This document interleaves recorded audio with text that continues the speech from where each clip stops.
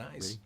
Hi, Scott Orlam of CINEMA-Magazines. Well, all you political junkies out there, if you're ready for an amazing movie, we've got one for you. It's called Vice, and the man responsible for it is director Adam McKay. First of all, how much cooperation did you have from Dick Cheney? He must have been on set almost every day. He was. I mean, it was crazy. He was basically, we slept toe to head, head to toe in the same bed. And every day we would wake up like giddy school. No, we did not reach out to Dick Cheney at all. But there's a lot of information out there, a lot of great books, a lot of articles, a lot of amazing journalists that have done tremendous work. So we felt pretty lucky that we had as much information as we did. But yeah, if we had reached out to the Cheneys, that would have been very, very tricky. What's kind of fascinating as a filmmaker is the vision that you have. That you have an actor like Christian Bale, who I think everybody would acknowledge is an amazing actor, looks nothing like Dick Cheney. And yet you had this vision that when we watch the movie, we're watching Dick Cheney. Yeah, I mean, you know, Christian's a very special actor, as we all know. And what I loved about Christian for this movie was that there was a mystery to this guy. And I just knew that Christian wouldn't quit till he got to the center of it. And I knew I would have a partner in that search, and the same thing with Amy and Sam and all these great actors, is that I know when your actors are this good, they go all the way to kind of find their answers.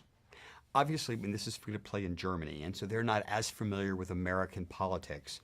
So taking a step back from kind of the American aspect of it, what kind of insight are we getting into the political machine, no matter what country it's in? Well, you know, I think we live in an age now where we have to question where we're getting our information, how accurate is it, are we being manipulated?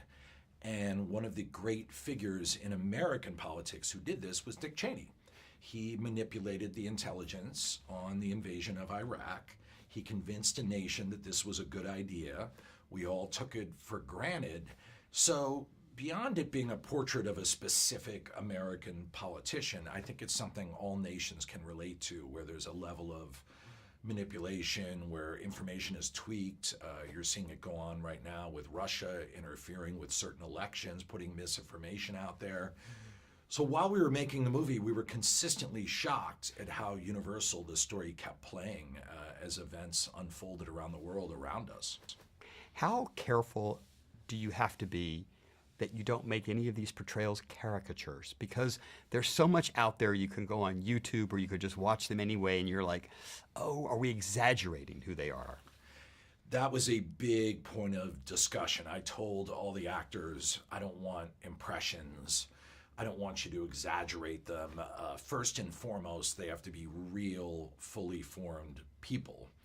And you know, that's what you get when you have Christian Bale, Amy Adams, Sam Rockwell. You get actors, Steve Carell, that are going to put their feet on the floor, and you're going to have a flesh and blood portrayal. So fortunately, with these actors, I didn't have to worry about that.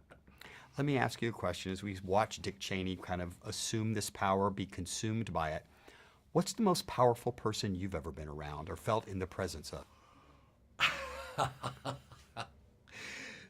You know, I'll tell you, one of the most powerful people I've ever been around is Tyler Perry. I don't know if you've ever been around him. He has gravitas, man. I mean, that guy runs an empire. He's also a lovely guy, but he has a weight to him. You know, I've met some politicians through the years. I've met a lot of different artists.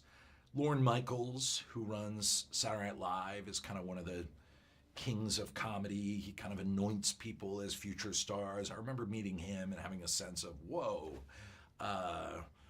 Yeah, and I've met some senators and a few ex-presidents, but I gotta say, of all the people, Tyler Perry may have impressed me the most. I know it's a strange answer, but he really does have a force to him that's very genuine and impressive. I can't wait for your Tyler Perry movie then. Adam McKay, thank you so much. We appreciate it. This is Scott Orland. Until next time.